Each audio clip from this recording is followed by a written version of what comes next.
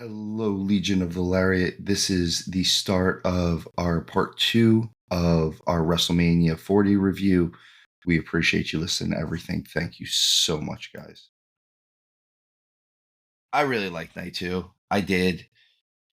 Before we move in, we talked obviously in great detail and long windedly about Rhea versus Beckley being the match of night one.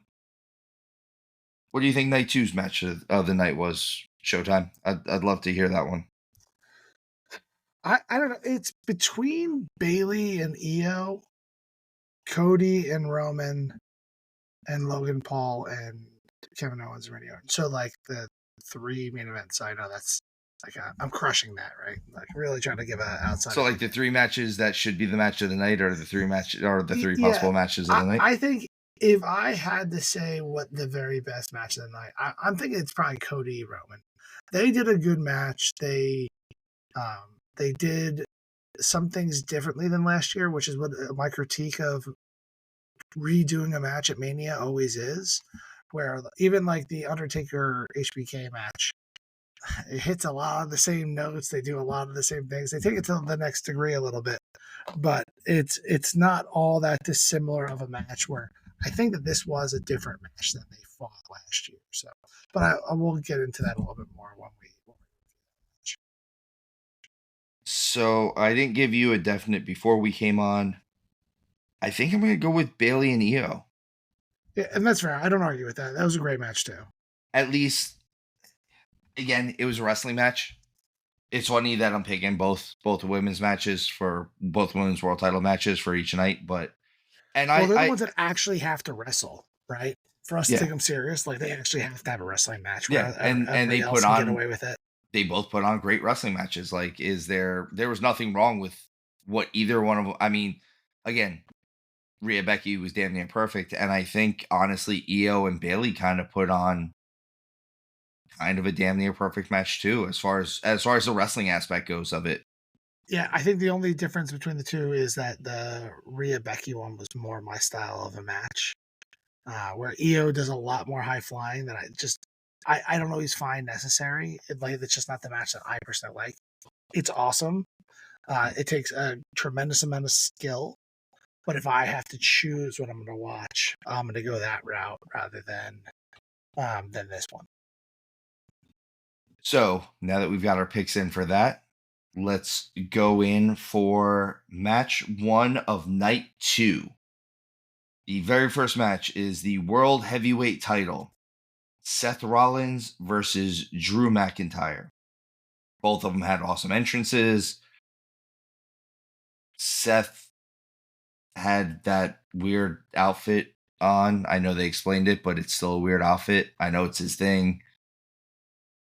I I liked this match. I liked Seth's struggle in this match.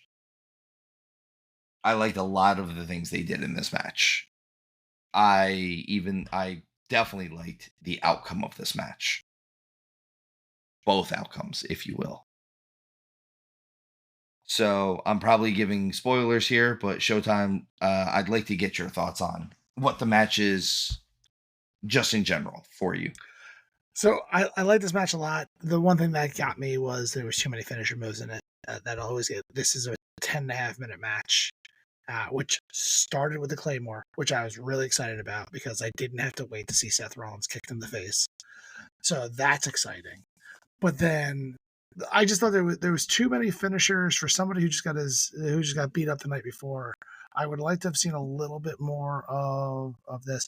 I think that Drew, I think might have had my entrance of Mania, the one I like the most.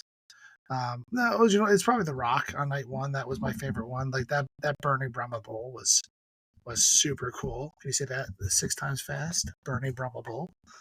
The but I really liked his entrance. The Mummers Farce or the Mummers Dance or whatever that's called was cool. That's a Philly thing as well, I think. So that's super cool. I expected more. I mean, you and Scarps both called this one out as their match of Mania coming in, like what you thought might be the best match. And not that this wasn't good at all. It just it wasn't the best match of Mania. Like we've already covered that. If you want to talk about Rhea Becky more, so We can do that again. So the I really popped for Drew McIntyre tweeting bored at work. I thought that was so funny. Like, it really cracked me up and loved every second well, of it. I also like the video that he posted with him watching the end of night one and him being like, "Well, this is the easiest payday I'm ever gonna have." Yeah, that was good. I was surprised on the amount of respect that Rollins gave Drew at the end when he's telling him that he deserves it when he's all emotional like that. He does like that, and like their relationship was a little weird this whole time. Like it wasn't like they were really feuding. It was Drew trying to get Seth's attention, and then Seth turning heel on him in certain situations. Which in this situation now he turned face. I think this is where he turned face was the end of this match.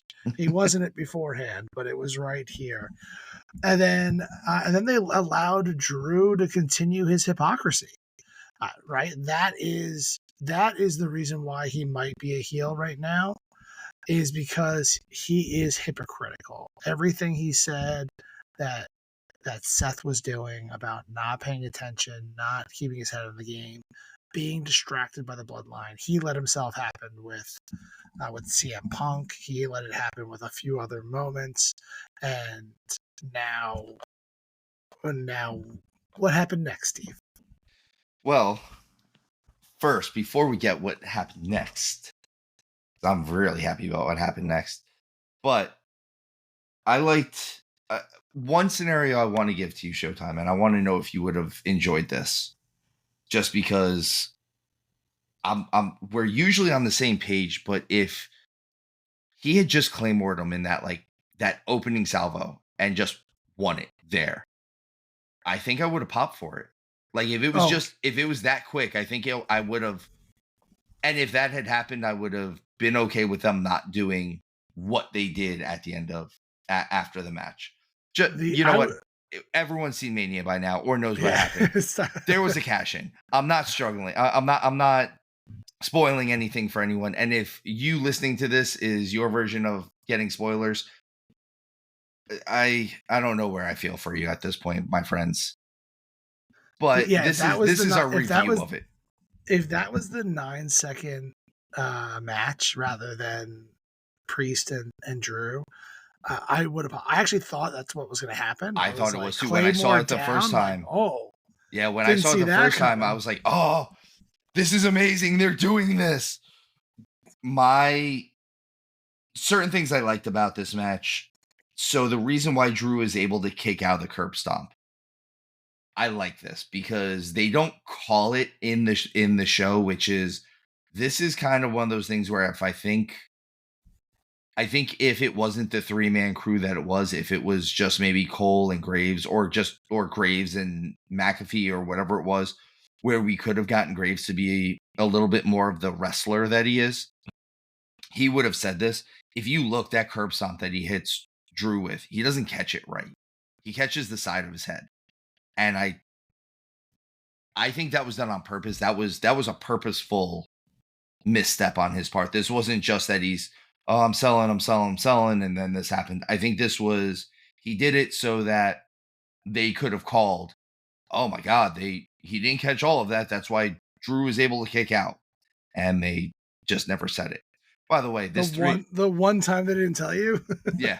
By the way, this 3-man crew though might be my favorite 3-man crew since getting like Monsoon, Heenan, and Piper together because they did great. The announcing team was really good on this. I love, again, like you said, the hypocrisy of it. The fact that Drew is doing what he's accused Seth of doing this whole time is his downfall. He can't leave CM Punk alone. He can't leave him out of it. And if he had just left him out of it and had his Mania moment, he would have walked out as the World Heavyweight Champion. Instead, he gets in CM Punk's face. Punk attacks him, shows that maybe he's not as injured as we think he is. Hits him with the brace a few times, lays the boots in. And my boy, Damian Priest. I love you, my friend. I'm so glad this happened. If anyone's wondering, for someone outside of the wrestling business, this actually could not have happened to a nicer guy. This is the epitome of me being proud of someone who I've known for damn near 20 years getting their world title at WrestleMania of all places. I am so proud of this guy, and I've seen the work that he's put in even before the Judgment Day was a thing. I've seen the difference in how he's built his body back up. And this is a guy who's 6'6", 240, 250 pounds, and he moves amazing. He moves like a flyer sometimes. I'm happy for this. I'm more ecstatic for this cash in than I am for almost anything else on Mania, but that's just on a personal level. I thought the cash in was awesome. I thought it's been long enough that we hadn't seen one, that when it happened, it was a really cool surprise. And I think we all would have called the cash in a little bit more if we knew for a fact that CM Punk was going to be ringside. We knew that he was going to be ringside. They had talked about him being the special announcer in that. A special announcer. If we knew exactly what he was doing, because they kind of teased a couple different jobs, and he just said, "I'm going to be there."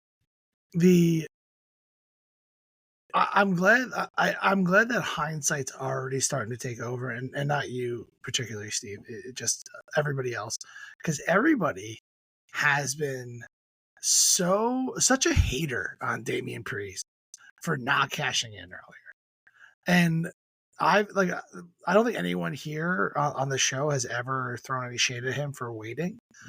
And for me, he was a champion until the night before he cashed it in. What in the world does he need the world title and the tag team titles at the same time when you have this Money in the Bank insurance to be able to cash that in the minute you're not a champion?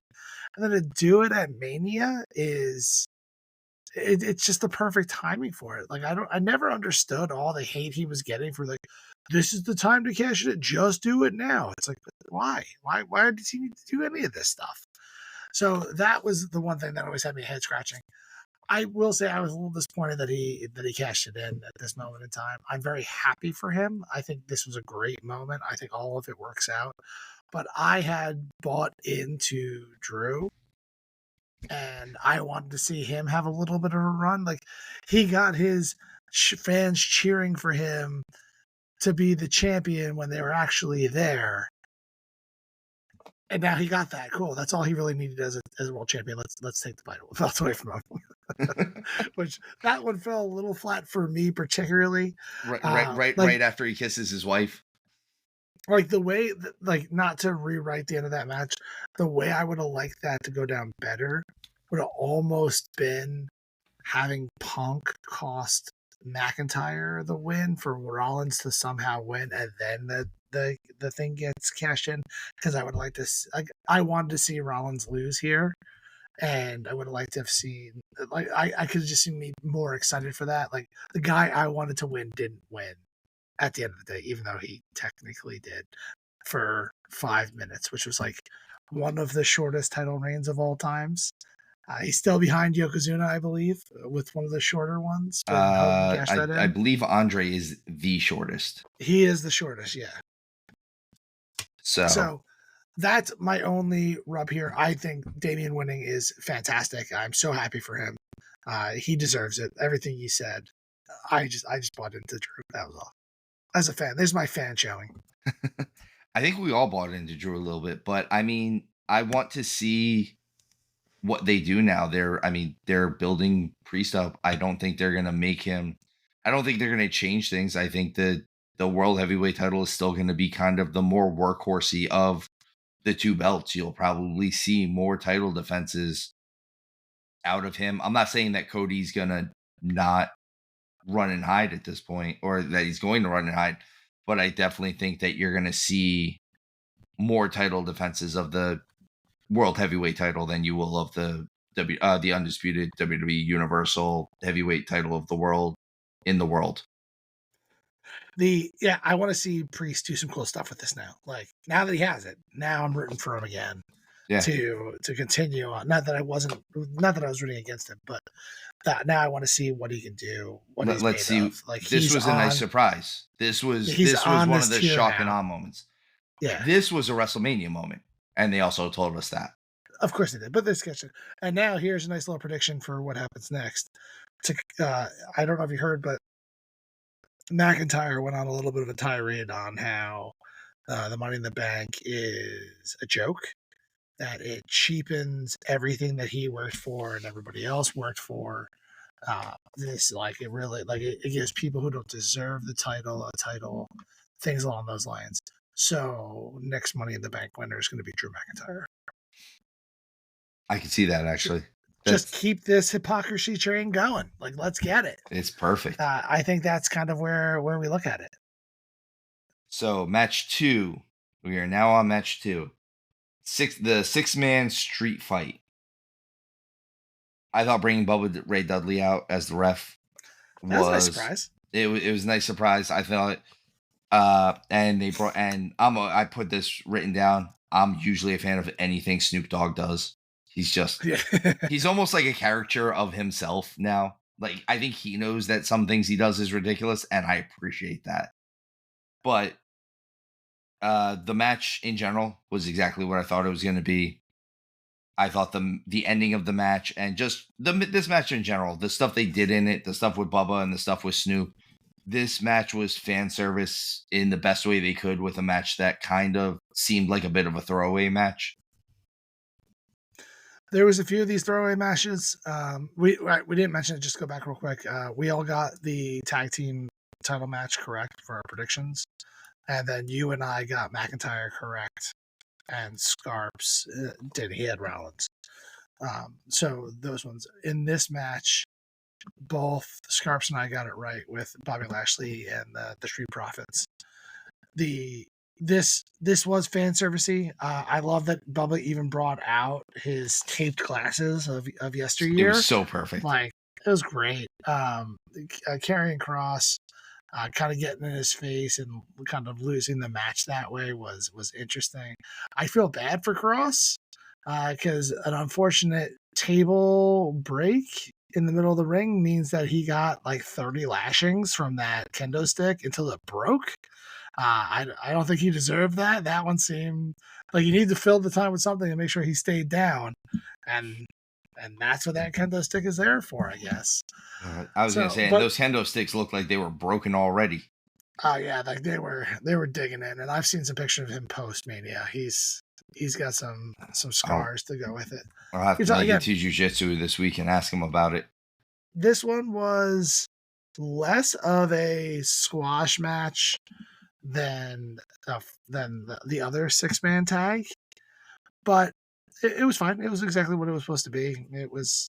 I thought it was interesting. It was a fun match. It was a fun little match. Like, and I popped more for Bubba and his spots in this match than I did for the people who were actually in the match. Yeah, which was kind of the point of this match. I feel like. Yeah, get the tables.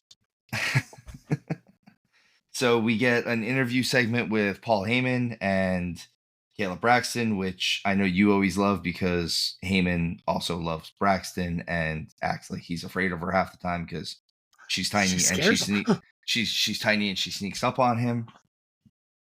We move directly into match number 3, which is LA Knight versus the phenomenal AJ Styles. I think this is technically match number 4, though. Is this technically match number 4?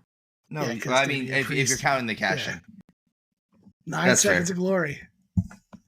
So match 3.5 is LA Knight versus AJ Styles. I thought this match was really good.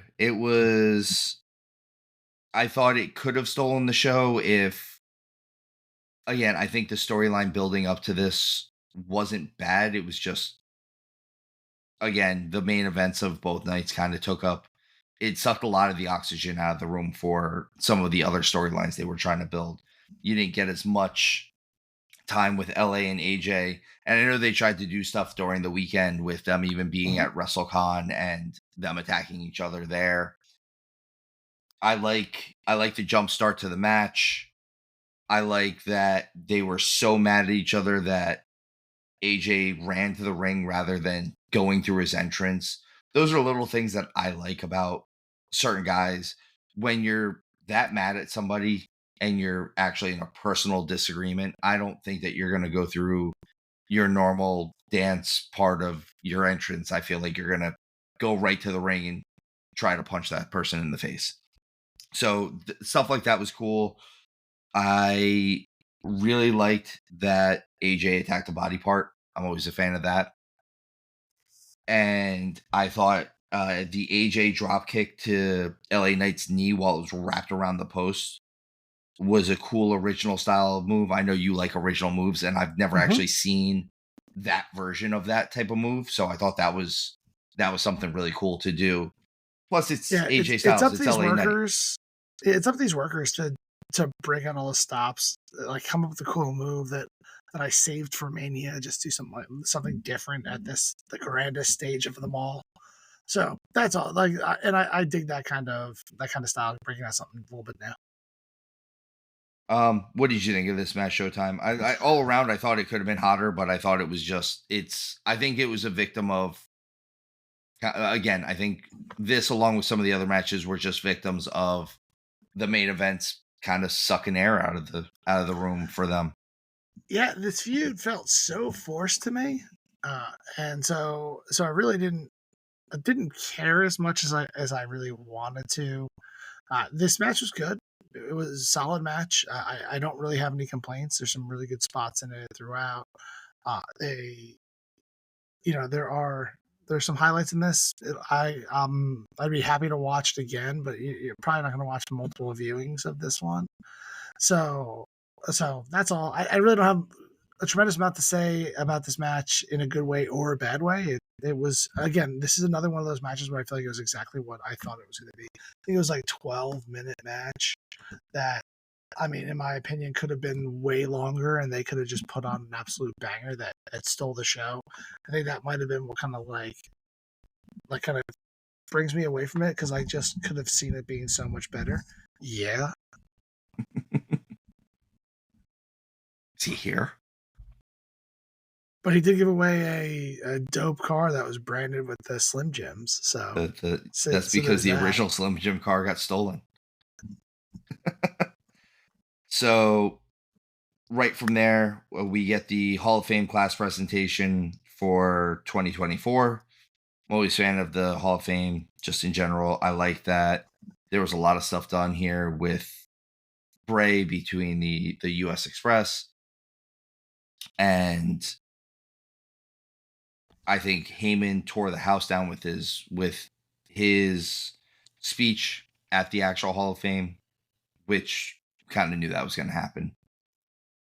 Going right from that, we have match 5, I guess it would be now, technically. Saying a match happened. You were really excited about it a minute ago. You know what? Fine. Okay, match 5. We get the 3-way US title match between Randy Orton, Kevin Owens, and Logan Paul. This is another one I like. Obviously, I liked Logan Paul's entrance just because it was kind of cool. I'm going to change my theory on this one a little bit. Maybe Kevin Owens and Randy Orton had the entrance of WrestleMania for me, because him backing the golf cart up for him and just, come on, get in. That had me dying. I think that was a really cool little part to it. I like the dynamic that they really didn't hate each other. And even when Orton tries to kind of double cross him, he kind of just shrugs his shoulders like, you know who I am. Like, you shouldn't be surprised about this. And both of them are kind of those guys. Like, both of them are those guys that will double cross somebody if it means they're going to win the match. So it was kind of like, yeah, you're right. I'm not really mad at you, but don't do that again, man. So all around, I really, like I said, this was one of the matches that I thought could have been my match of night 2. I really like this. I know you said, was this your match, or was it it was the main event, right? Yeah, I think it's the main event. It would be my my favorite. Like these three were so similar in enjoyability and like this, like the ability to tell story in the ring and put together a banger of a match. I think all three of them did a fantastic job. This is why a lot of people think that this night was better, was because you have the cash in. You only really had one almost filler match with the Lashley and the Street Profits versus the Final Testament. So that's why I think this one kind of is better. Though I think that the better, like the actual better matches, are on the previous night, because like the Rhea Becky, Gunther Sammy, the Rock Roman isn't as good as the Cody Roman match in my opinion. So like that might be like the tiebreaker on what night would be better. But so this one, I don't know. Who did you choose in this match? You chose I chose Orton. Orton. Yeah, I get it. And, I was have it right wrong. here. It's like, come on. You were Yeah. wrong. And I like how you you're asking me, like you're not looking at a screen that has it on there. It's right here. And Scarps had Orton as well. I had Logan Paul because obviously Logan Paul was going to win this. He put his logo on the ring. No, that's not why I think he won. I think he deserved to win this match. He's putting on some great matches. Like I do think, like I'm kind of happy that they're trying to pull back on part-time champions. I think that you're going to see, like I think you'll see Cody become more of a fighting champion. I think Priest is going to be the fighting champion. I don't think they're going to change the dynamics or anything like that. But I think that you'll see more of people showing up to shows. You'll get more of them. And I think that Logan Paul, he just has a huge draw. I mean, at the end of the day, it's about selling tickets. And he sells so many tickets that he can afford to have his logo in the middle of the ring. And I want to know how much he paid Seth Rollins for spitting Prime in the Rock's face in the main event of night one, because that should have been a nice little payday for him. You should have gotten this match was cool. I'm with you. The entrance is great. I love silly Kevin Owens, and even this more playful Randy Orton. I kind of dig as well. I want them to do more, but this is fun. The fact that they just beat the crap out of Logan Paul in the beginning of this is what every single wrestling fan wanted. They gave us exactly, like, we want to get his butt kicked. And then they swerved us and had Logan Paul win this. He probably has the prettiest frog splash I've ever seen. Logan Paul. I love his frog splash. He does the toe touch frog splash, which is done. It's different. It really sets his frog splash apart from other people, and he gets so much air, and he's pretty dominant with it. I dig it. I'm with you. When Orton goes to double cross Kevin Owens, he's like, I mean, that was my moment. Like that. You asked, should we do this now or later? I said later, which meant now. You know who you're dealing with here. So I dug that. I think this match was great. I wish it went on a little bit longer, because I think they did a good job with the three of them not really laying around too much. I think it also helps that two of them were actually working together. I'm usually hypercritical of three-way matches because it's usually two people fighting, one person laying outside because I caught a bad cold or whatever insignificant move put me down for 20 minutes while two people showcase their moves. So I liked what they did in that particular instance, but I thought it was a solid match. It was great. It was a good way to kind of build the anticipation for the main event. I liked what do we have? I had a couple moves that I really liked that they did. The double cannonball I thought was really cool. That was cool. And to piggyback onto his frog splash is so pretty. Can we talk about the swanton into the splash from Logan Paul, where he hit Kevin Owens with the swanton, and then he rolled right into a jumping splash on Orton? Like that was, I have never seen that, never, and I don't know if you can find that anywhere else because I can't think of anyone that would have thought of that. And the funny thing is if he didn't think of it himself, I'm pretty sure Owens is the one who thought of it. Like, hey, you can do this. I think you can do this. Do you know who produced this match? I don't know who produced. I actually don't know who produced any of these matches, but I really like this match all around. I also like that there were a lot of moves where one guy was doing a move to the other two guys. Kind of how you said that, like, people aren't just laying around for no reason. They gave you a reason why someone was getting affected by something. Like, oh, I hit a DDT and an arm breaker at the same time on these two different guys. That's why wrestler A is sitting in the corner clutching his arm while I'm working wrestler B's neck at this point.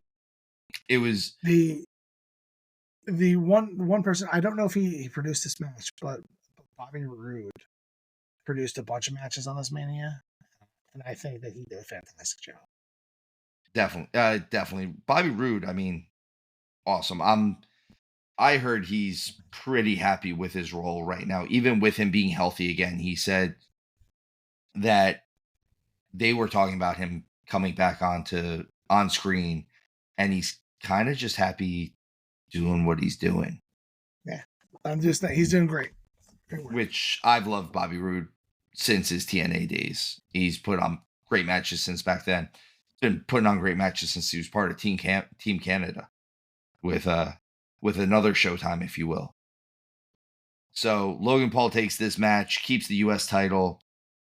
I think that will eventually move directly into a Logan Paul LA Knight feud, which give me all the promos on that because I think we'll see some great ones.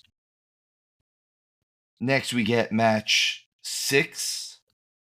It's not 5, it's 6. Let's call it what it is, so I don't make Showtime mad. He doesn't call me a liar. You're a liar. You sit on a throne of lies.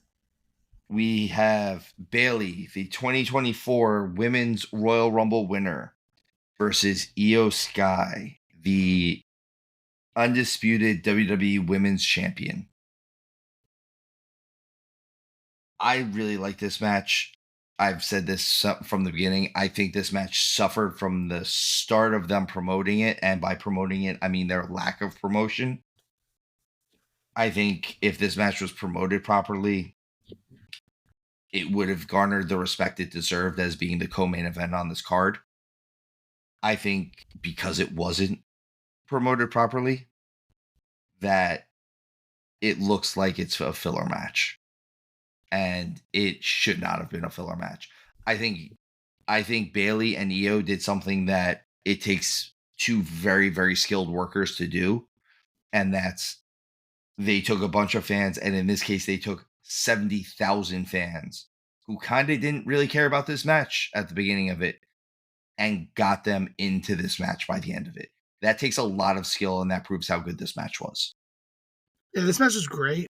There was a few moments throughout it that I really enjoyed. I didn't quite get Bayley's intro. Is she Egyptian? Like that made sense, or I didn't fully get it. I know they tried to explain it a little bit, that there's a part of California by where she's from that's like this Egyptian thing, but it seemed like a really, really like watered down explanation of what was going on, to just be like, yeah, this is cool. Like, we like doing this. I know she's of some sort of Latin descent, like she's Spanish. Correct. But I had never heard anything of the Egyptian thing before this. Don't get me wrong. I was just curious. It was kind of cool. It was just confusing. Yeah, it was cool. I just didn't know where it connected whatsoever. That's all I was kind of looking for. I thought it was great. I thought it was a travesty that this match was as short as it was. You're talking about 14 minutes for this title match, like by far the shortest title match, except for the McIntyre Rollins one, because Rollins wrestled a 45-minute match the night before. So I get that one, but so I just want the respect put on it. Honestly, I could have gotten rid of both the 6-man tags and just given all that time to the other champions to put on like a little bit longer and better matches, and I think this Mania might have been better for it. I know that they were trying to add as many matches as they could, though. This match was great. I love the reversal that Io had, where she like flips out of is it the rose kiss? Is that what it's called? Yeah. Yeah, The I think that's it. rose petal. So that little the flip that she does to get out of it, I thought was really really cool. And they had some really big high spots. That's what you were looking for. I thought you might have gotten Bailey to kind of go back to her old gimmick in this, which I was kind of hoping for a little bit, but it was unnecessary at the same time. I was a little disappointed that they pulled the same Jay and Jimmy spot where Io apologizes and then double crosses her, because it's not like haven't seen that before in the same show. It was the night before, but still the same show. So that one I was a little disappointed on, because like stop reusing stuff. Like, but at the end of the day, the match was great. It was a good match. I'm glad Bailey won. You and I were both right. I think Steve had He has EO. Io. Yep. Yeah, That makes sense. yeah, it does. So little things I Though, do. though to be fair, I could have seen Io winning this match. The more I thought about it, the more I almost switched to Io when we were doing these things, because I do think that Io got a little bit of bad booking during her world title reign, and with this being the beginning of the new era, I could have seen her keeping it and then being booked better. I also could have seen her keeping it to keep damage control to like not decimate not it. losing every Like, match. yeah, it just buried them, and I didn't like it. There was less burying of people on this show, though. Io gets a little buried, even though she put on a banger of a match, because her whole team got decimated the day before. I agree with that. I do. I think that they should. I again, I think I agree with you in the sense that EO put on a banger of a match. I also think part of what the problem was with what this match was working with is coming off of that three-way US title match. The crowd was burnt out, and they knew they were getting a huge match right after this. They're getting the match right after this, right? Like, so I think it's again, I think a little bit of their match suffered for just that fact. Like, I don't. This match was not the popcorn match, but I could see people thinking that this might have been the popcorn match after what they just got with the three-way and knowing that the world title match is after it. I think they're throwing shade at Bailey the whole time. She wasn't on the initial posters. She gets one of the shorter title matches. Like, this one felt like they did. Like, it wasn't that it wasn't built up enough for us. I feel like no one cared internally, which Yeah. I know I'm wrong. I know that they did care very much about this match, but I just felt like it was like, okay, this is an afterthought match compared to everything else we have to get to. I really like how Io does her springboard, because she is obviously a she's not a 6 foot tall man. She's like a 5'3" or 4" woman, or 5 foot, an average size woman. 5 foot nothing. Yeah, I think she's like 5'6". Actually, she's like an average size woman. But the fact that she jumps on the bottom rope and then does an actual springboard off of it, that's really cool. I say this all the time. I hate the Kabuki She's Warriors. 5'1". Is she really only 5'1"? I thought she was taller the last time I met her. Oh well. 5'1", 119 pounds. I hate the Kabuki Warriors dancing. This might stem into what I think about Asuka's character in general, but it's always like, it's funny because I said that I like this about Snoop Dogg, but they're supposed to be getting taken seriously, and they seem like a caricature of what they think Japanese women are like. And it annoys me because they are really good.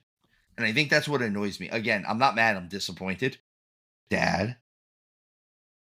But because they should be better. And they, like, even the dancing, they were dancing when Bianca, Jade, and Naomi came out. And they were like, oh, they're over here dancing just because they don't take them seriously. No, that's not why they're dancing. Part of their dancing is because they think that's what they're supposed to be doing. Secondly, I think part of that was, and I'll call back a match that no one has ever seen except for you and I because we were in it. I seem to remember a match where Mr. Showtime, Mikey Wright, and Steve Zapf were tagging together, and they literally played the wrong music for us and never announced us. You know you're not winning.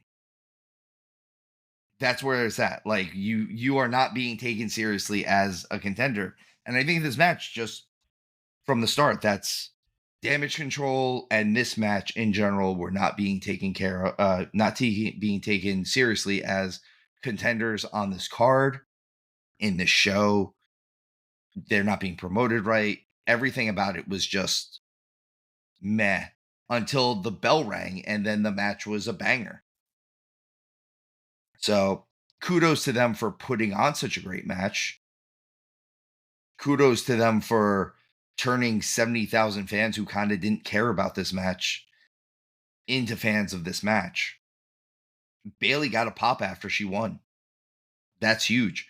It wasn't just because she won, it's because people realized they shouldn't be standing up during this match. They should be watching this match. So, like I said, kudos to them for all of that. It's more, I don't want to be hypercritical of this match. This is more hypercritical of the promotion of this match. Yeah, it's the booking. And like we do that. I like to think that like we're going through the matches right now in this instance because it's Mania and we're breaking down matches, but I think that we're typically more critical of booking and storylines and things making sense than we are of the actual matches. And I don't think I could have gone out there and put on a better match than these two did. Like even in our primes and when we were doing some of this stuff. So and like where I think that there is times that I can say that. So I guess I say that to give us just a little bit of credibility here. Not that we need too much of it, but they put on an amazing match, and I think that they did it. They did it. I don't think they did it in spite of anybody else. They're like, this is our mania. This is our mania moment. So they went out there and they did the thing. Yep. That's exactly what it was. And I like this match. This is a match I could go back and watch a couple times. Leads us right into the main event. We get a Cody Roman Rock vignette. Even Seth is being left out of this one a little bit. This is more just Cody's story. Why it's important that I think him beating Roman was important. I do. I think the fact that it's Roman, not because he has any big beef with Roman, because even throughout this, it didn't seem like there was a big beef with him and Roman. There was a huge thing with him and Rock.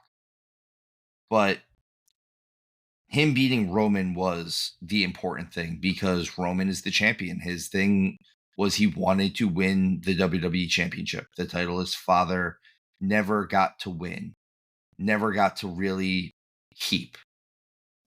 And for a guy that did so much for this business in Dusty Rhodes, to have his son take it like that, I think that's really cool. I think Bloodline Rules was exactly what I said it would be. My notes, I told you this before the show, are just a lot happened. A lot happened in this match.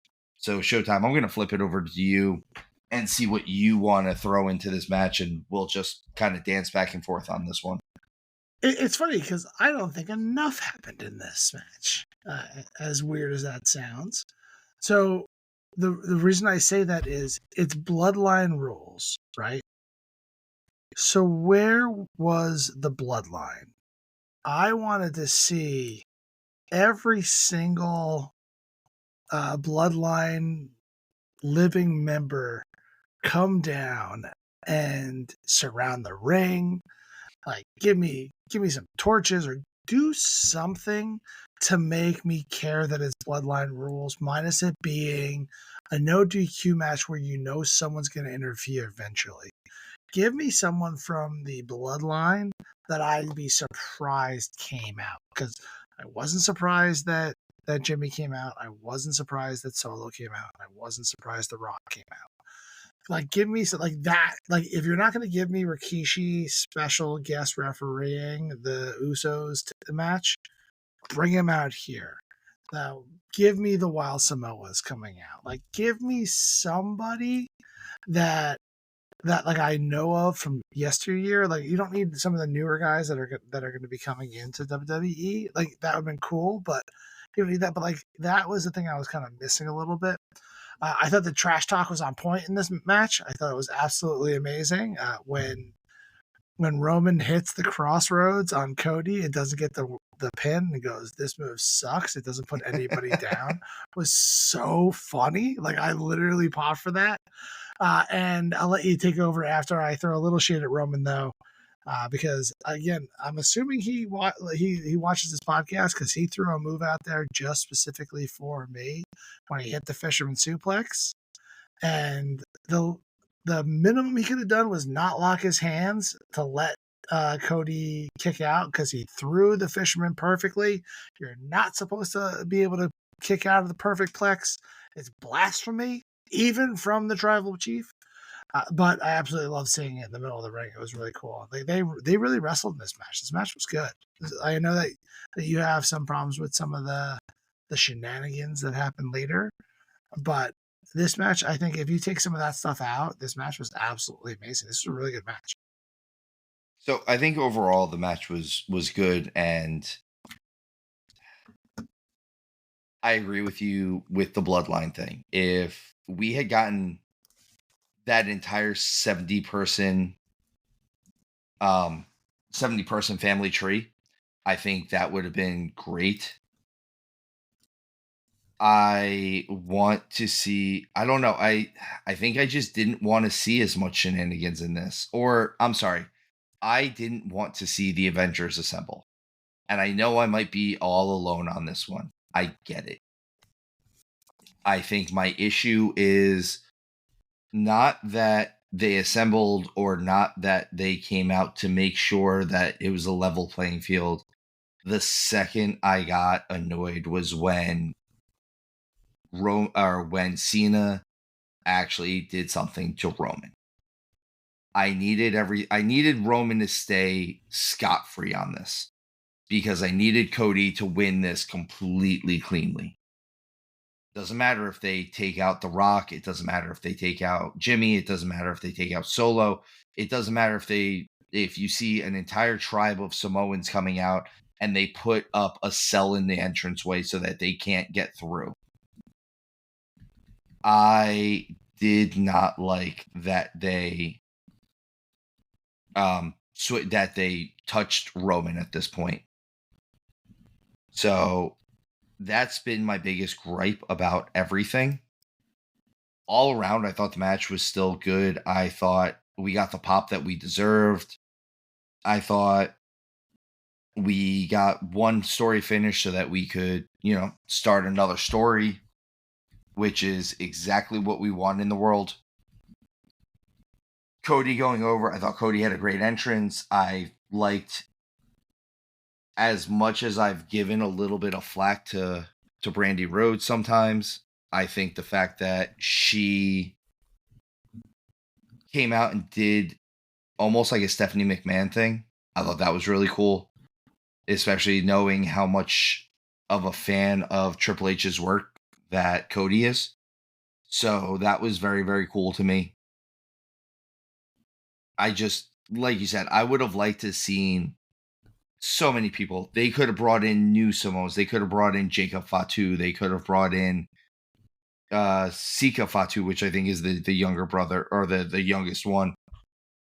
They could have brought in Alpha Jr. They could have brought, I know actual Alpha right now he just went through surgery or something. So I could see not wheeling out an older man who just went through surgery in this case. But even if they did something where they recorded something with him earlier and you see it on like the Tron and he's just go get him. Because let's face it, who's the real Elter in this case is gonna be Alpha, right? It's gonna be Alpha. He's the only one that's gonna be able to tell them, like, no, you have to go help him. If they're gonna play the entire Samoan bloodline as heels, I think that's the way to go about it. Like I would have liked to kind of turn into like a lumberjack match, right? Like that would have been cool with them around the ring of those who were out there.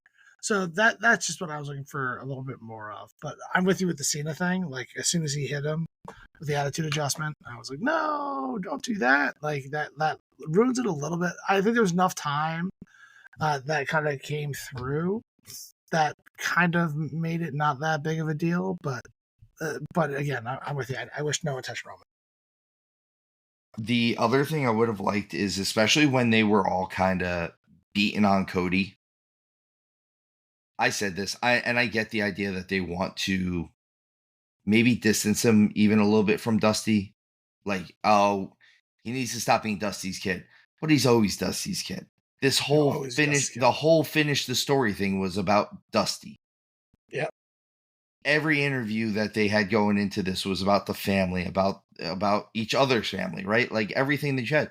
So you can't distance them from Dusty when everything is about Dusty.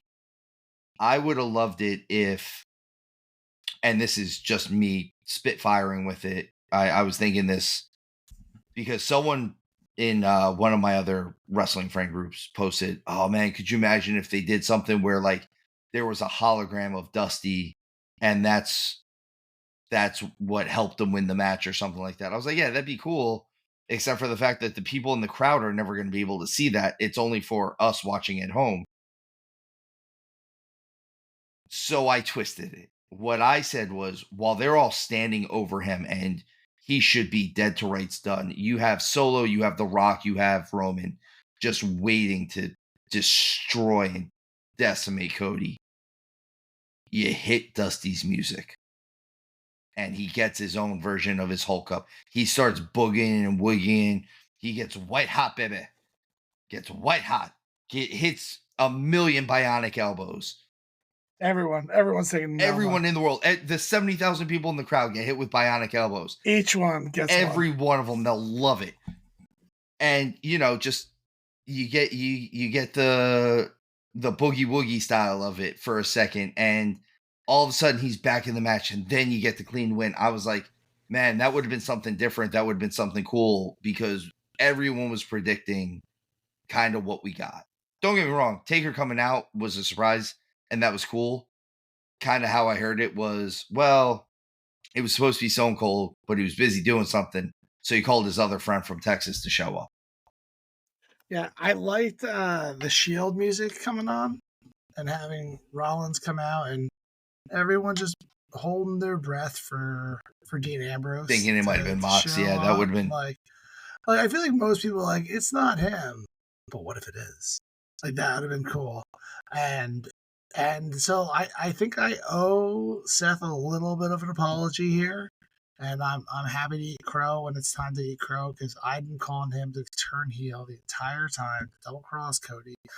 I'm not gonna lie, I'm disappointed it didn't happen. Like, I thought that would have been better storytelling. I was really excited for that. That's why I was talking about it so much. But he did the exact opposite of that, where he put all of it out there. He pretty much gave up everything that he had to help Cody win this match. So instead of double crossing him, he did the exact opposite. He almost double crossed himself, because he paid so much attention to this feud that he lost his title to Drew McIntyre earlier in the night. He was the one that was there instrumental of swinging the match. Like, if you actually look at it, if Roman hits the chair on Cody, the match is essentially over, but instead he chooses to get that revenge, that Shield revenge, from being double crossed earlier on. So, like, I thought that was cool storytelling in the match. So I dug that. I really liked everything. Like I said, aside from them laying into Roman at all, I liked everything about the match. I thought it was the ending that we should have gotten, and I believe I'm the only one who picked Cody in this case. You did, because kind of fool me once, shame on you. Fool me twice, shame on me. I think, to be honest, all three of us wanted Cody to win this match. There's a difference on what we think is going to happen and what we want to happen. So I thought that was really good on kind of how you can subvert expectations. I think that people were more divided. I think everyone thought Cody was going to win last year. And this year, everyone's like, yeah, but he didn't win last year. So, which I think this all would have been better if he did win last year. Though I think we got a great storyline with The Rock that we wouldn't have gotten otherwise. So, who knows what would have been cooler? I can ping pong back and forth on this. But and then he got his moment at the end, right? Like he got the faces came out and put him on his shoulders. You can tell they're coming out of a dark era of heels winning because there was like 6 faces Yeah, that there came was out, yeah. and that's all of them. And even LA Knight kind of has this heel demeanor about him, so he was just kind of standing off in the corner a little bit. Yeah. Um, So that was really really cool, and then the death of sports entertainment happened, right? Where pro wrestling is back. I'm allowed to say those dirty words here. And Cody thanked everybody in the universe. everyone in the universe. Yeah, and which some of that felt a little forced, in my opinion, but otherwise Thanking, it yeah, I was felt great. like thanking Bruce Pritchard was extra forced. Like he came out, yeah, him, Triple H, like everyone was really kissing up to Triple H in a big way, which I'm curious what that's all about. But I think it's because Triple H, not to get, I know we don't tend to go on this side of things too often, but in the stuff that is actual newsworthy, not wrestling newsworthy, Triple H seems to be the only one that's completely clean of all the stuff that's outside of the stuff dealing with Vince. So it yeah, seems and like you saw if Stephanie come back night one, so like, she's allowed to be there at this point. I think some of this because even some of the other, I mean, Bruce Pritchard's will always be seen as a guy that's directly linked to Vince. Uh, a lot of these guys will be. I think H, though he obviously has the link to Vince, he's the only one that's kind of kept squeaky clean in this whole thing. Which is funny because even if you go back to the days of DX and the Click and the NWO and all that stuff, he was kind of the only one staying squeaky clean back then too. He had some controversial things that he did, but he was the guy who didn't drink and didn't do drugs and liked to work out and just put on great matches, which was why like Nash and Hall loved him because hey, we got this guy that can drive us around. Yeah. But that was great. They had a great moment, and that was WrestleMania. Is it the best WrestleMania of all times? I don't think it is the best WrestleMania of all times. I think this was a really good WrestleMania. I'm not disappointed in this WrestleMania in any way, shape, or form. I think there are factors that were involved in this that both make it great and also hindered it. I think that them being in Philly hurt them almost as much as it helped them in certain cases because of the cold. And I get that because I even said this when they did WrestleMania 29 in MetLife that they might not ever come to the Northeast again for Mania because of the cold at that time of year. And man, did they prove me wrong because they went to MetLife like 6 years after that, and then now Yeah, they're in I were in Philly. and now they're in Philly. And I think part of the issue with them being at Philly as even opposed to MetLife, and I'm not saying it's any colder in Philly in the beginning of April than it is in New Jersey or New York. What I'm saying is the stadium is built very differently, and the wind gets trapped in there a lot easier than it does in MetLife or in some of the other stadiums that they might have gone to in this scenario. Maybe where the Ravens play or something like that, where if you look like MetLife is kind of circular, where the link has a lot of ways for the wind to get into and stuff like that. And I Mhm. think the weather played a lot of havoc with what they were trying to do. And I think if this was an indoor stadium or someplace where it was warm, if we were in, you know, Carolina or a Virginia or a Florida, a Georgia, something like that, they might have had a little bit better chances of working. Yeah, I don't necessarily think it's the best Mania I've ever. I think it was really really good Mania. I think it was awesome. I think again, tell me this is the biggest and best Mania of all times, and get ready to disappoint me because I feel like the build up and how they were talking about XL being the biggest and best of all time. I think the thing I was kind of disappointed was there wasn't enough surprises. right? Like, I mean, when we look at the match predictions, which I didn't say ahead of time, where I won because you guys stink, but I only won by one. I got 10 right of 14 possible predictions, so 13 matches. One that had two winners. You had 9, and Scarps doesn't matter. I won't show his shame out there of his like 6 wins. You just Six said what it was, wins. though. What? There wasn't really that many surprises. I would have liked to have seen a surprise entry. There wasn't really a host, which we've had in the past. So, and I know that we had people introduce the whole thing. So, I just would have liked to have seen like a return or something cooler. And maybe it is like the internet age right now where like everyone talked about these rumors a bit more, where like Cena being there was not really all that surprising. Having the Undertaker was definitely surprising, and having him back was great. But even then, I wish he was a little bit more dressed up like the Undertaker than Guy and Hoodie. So like Yeah, that takes hoodie bandana guy. yeah, like who he is now. Like that's just Mark. Oh, So someone brought their dad.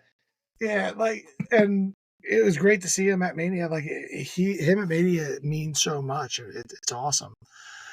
Would have just liked something a little bit more. I don't know. There was something about this Mania that I just wanted one more thing to happen. I just don't know what it is. I'm kind of surprised we didn't, especially since we got him for Rumble. I'm surprised we didn't get anything Hogan related. Yeah, me too. I like Hogan and Stone Cold. Like Hogan and Stone Cold come down to the main event. I'm probably not saying anything. That's probably what I'm missing because you're gonna do that angle and then you just do it slightly off. Having 20 Bloodline members come to the ring would have been dope. Like I'd have been on that. Yeah, like all the guys that they've talked about that maybe they won't bring in, like it would be perfect time to say, hey, if we're changing things, we're bringing these guys in. But I wasn't disappointed with Mania. I liked Mania. I thought Not this at all. I was wasn't disappointed. like I'm just being I've had hypocritical. Manias disappoint me before. We both have. Yeah. The Yeah, there's like a 10-year span where they all were. Yeah. But it leads very nicely, and I'm gonna let you lead this one because you were a little bit more prevalent in keeping up with it, and that was the Raw after Mania. This is usually hands down the best Raw of the year. This is day one of the season, right? Raw after Mania is day one. If nothing else, this is at least preseason. This is we haven't gotten to the draft yet. It felt like preseason, to be honest with you. It wasn't the best Raw of the year. I hope it wasn't the best Raw of the year. It was okay. It was good. It was solid Raw. You got a 45-minute segment between The Rock and Cody, which, like Rock just wants to eat up more of that time. I already had a 45-minute match. Why not take up a 45-minute segment? So it was a good segment. The one thing that I hope that they stick with was The Rock gave Cody something, which I'm assuming is a Wheatley Wheatley vodka bottle top that they shared the bottle when he said that he could fight Roman because he says, "Don't break my heart again." So there's some significance there. I hope it's not some red herrings that they throw out there and then they never talk about it again. Like I believe that Triple H will do that. They had a really nice opening montage for Cody as well, which I thought was really cool, kind of showing his path to being a champion. So that was really good. We got a little Uncle Howdy teaser. I think that's what it seems like it was, where Bronson Reed was cutting his promo. It went a little gray and had hello at the bottom of it. I think him coming in, I've been saying I want a little bit more mysticism. That's the one thing in wrestling that I'm missing right now. And I get they're trying to go a little bit more and more realistic, but I like that stuff. So I would like to see that come in. So I'm pretty excited about him coming in. I was obviously disappointed that I got about 4.5 minutes of wrestling in a 4-hour wrestling program because it was all programs. It was all segments. We got a match with the NXT champion. I can't remember his name. Dragunov, Ilya Dragunov. and Nakamura, which was a okay match. It was a good, fast-paced match, but it was a short one as well. And then we got That's right into the upsetting Judgment because I think Day. if they had time, that match would have been that's a banger of a match. Honestly, in my opinion, it was just showcasing him to the normal Raw audience because I haven't been as on top of watching NXT. So like kind of giving us a sense of who he is before he potentially gets drafted on the 26th and 29th. So I Uh, know you are not as big on the NXT stuff as obviously I have been. Just you're still catching yourself back up into this Listen, world. it's a lot of wrestling to watch. It's an awful lot to I really know it. dive into. I will say this: if you go back, because you've always spoke very highly of Gunther, but you haven't Mhm. seen his work when he was just Walter. No, I Which have not. so if you go back, I will make sure that I message you the dates for this. The NXT UK episode, it's Dragunov and Walter have I think 2 matches total, and they are just bangers. They are the epitome of that European style, Fit Finley versus Steve Regal type. We're really good wrestlers, but we're also going to fight each other tooth and nail. You get a lot of hard hits. You get obviously a lot of chops because it's Gunther, but you get a lot of like really, really stiff European uppercuts and stuff like that. And Gunther does a match also with Tommaso Ciampa on NXT for one of the titles, and like those 3 matches are kind of my Bible of NXT at this point. So if Ilya is gonna make it to the main roster, that'd be awesome. Yeah, I think that's what they're teasing. Also, the same thing with Roxanne Perez. Maybe she comes up. She just won the title, so I don't know if she'll come up right away. But we'll see kind of how this draft works. I'm really interested to see how this draft works, given that NXT is actually a part of it as well. I'm really curious who goes down to NXT, and like because it is kind of it feels like the minor leagues. It's the developmental league. It's the younger league, whatever it is. So be curious who goes down that way that's on the main roster. I would like to see someone that you really didn't expect to go down there. Like almost like for me, like that's like Corbin. Like Corbin's down there where don't think he really seems like he should be there. I feel like he should be on the main roster. I'm curious who that person is that goes down and then tries to run roughshod over NXT and kind It's of really Cody. takes that spot. It's Cody. Yeah, Cody gets drafted to NXT. Surprise, guys! Whole new world. Now there's just 3 brands. You've never seen Um, this. the the thing that I obviously popped for was while the Judgment Day were celebrating their accomplishments, Rhea bringing the women's championship back to Judgment Day with a retention. Uh, we have Damien bringing the heavyweight championship there to the Judgment Day, and we have R-Truth bringing the tag team titles back to Judgment Day. And so that was awesome. And immediately Damien's like, "No, we are not doing this again." I really thought that was funny. The Miz comes down, and then JD, Dom, and Balor kind of challenge. They challenged for a tag team title match. They said no because there's a person that you can't see that wants to fight as well. And so obviously he's talking about little Jimmy. Or is he? Or is he talking about Is it? little Johnny? Oh yeah, that's exactly what he's talking about. So they put on a great like handicap match, a 2-on-3 handicap match where the tag team champions looked actually pretty strong until everyone starts laying boots to Truth on the outside, and then in comes John Cena because you can't see him, which I thought was a. It's almost like his entire shtick was built for this moment, but it obviously wasn't for this one. But that it fit really, really well. And then once he comes down, they do a 15 knuckle shuffle. I did catch the 15 knuckle shuffle. And then and then they all win with 3 pins simultaneously. It's funny because it feels like they went from really showing that the Judgment Day was here to stay and how they weren't going to break up to then jobbing these 3 guys out. Like I took a little bit of you know, I don't know. That just didn't sit well with me because I felt like you guys might have gone to the next level. I would like to see maybe JD and Dom go after the tag team titles in this situation, because then like give them a little propeller, because like I feel like they've been losing recently. There's a chance here to kind of bring them to the next level. So that was really cool. There was a really cool match between Sami Zayn and Imperium. Imperium came down, telling Sami that he doesn't deserve it, and then Chad comes down where he, after the match, right before Sammy's about to win the match, he tags Chad in, and then Chad gets the win for the impromptu tag team match. And Sammy is pretty funny. He at the afterwards he goes, "So now that that match happened, we're even. I gave you your favor because I could have won that match, but I let you win." And you can see Chad get like really worked up for a second. And he's like, I'm just messing with you. I know what you want. You want a tag team title shot. And he's going to give him one next Raw. Which I hope Chad doesn't win. I think this is too quick to take the title off of To take Sammy. the title off Sammy, yeah. And like, I could see them doing it because everyone wanted Chad to kind of do what Sammy did to a certain degree.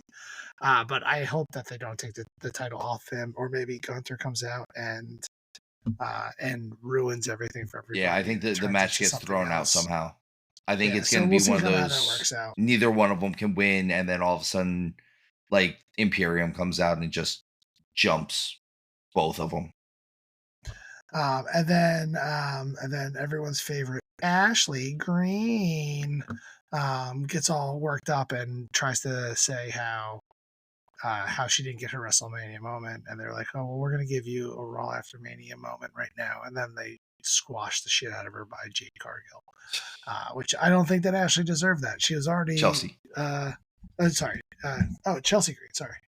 I don't know why I said Ashley Green. It sounds good too. It could have fit, especially since she just got accidentally accused of being a prostitute at the Plaza Hotel, which was pretty funny. Jesus. So what can you do? But so that one was just another squash match. And then you had a number one contendership match for the World Heavyweight Championship, which had two guys that I really bought were supposed to be there, and two guys that were just thrown in. Like, might as well just made it a one-on-one match between Drew and Jey Uso. They added Ricochet because I feel like feel like they have to throw Ricochet in everybody's face all the time now. I get that they weren't using him, and they were wrong in that aspect of things, but they still don't know what to do with him, so they're just going to throw him in your face. Is also a bad move. It's because they need two UK wrestlers in there. Sure, and then you got Big Bronson Reed coming in too, which I understand why he gets in three this UK match. Wrestlers. But I get why he gets in this one because he's just won the Andre the Giant Memorial Battle Royal. So like actually having that give you an entry into a number one contendership match makes that feel like it actually means something. And when the two of them take each other out, when Ricochet and Reed take each other out, you end up getting McIntyre versus Jey Uso. And right when McIntyre's going to beat Jey, CM Punk comes out from underneath the ring, grabs Drew's foot. Drew gets speared, loses the match. So now Jey is your new number one contender. And you could tell, like, I like the way they played the story because you could tell Jey was not happy about it. Like, he knew he was about to lose to Drew McIntyre, which I thought was great, putting McIntyre over that way and furthering this CM Punk feud. I hope CM Punk's ready to fight. I hope they're not doing all this stuff. And then we're still waiting like 3 months. Walk at each other. Yeah, like I'm not interested in that. Like I'm ready for them to start throwing bows now. Like let's do it. Let's get them in the ring together.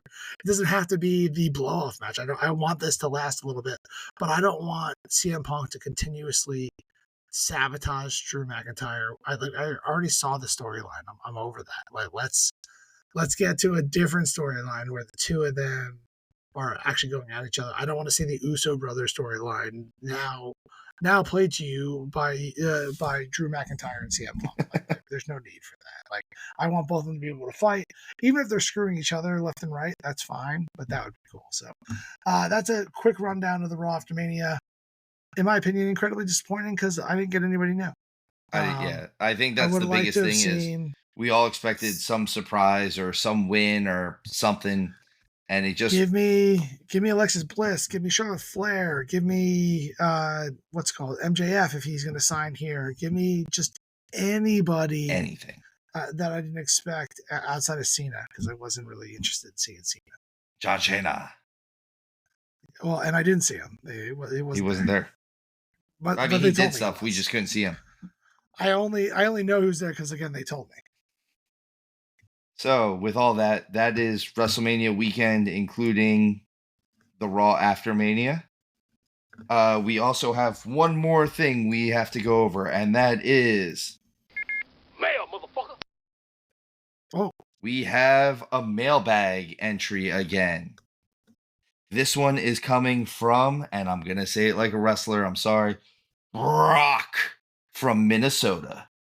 Brock is a new friend to the show. He is a host and producer with the Coal Mines podcast that we were talking about earlier. But he sent to us, what have you seen change and what do you think we will see change in the WWE now that McMahon isn't running the show? I think this is a really interesting question, especially coming out of Mania the way we did. We have talked about a lot of the changes that have happened just in little things. Obviously, I spoke of during Mania that it was the first time in 40 years that we didn't hear America the Beautiful, and that was so closely associated with the show.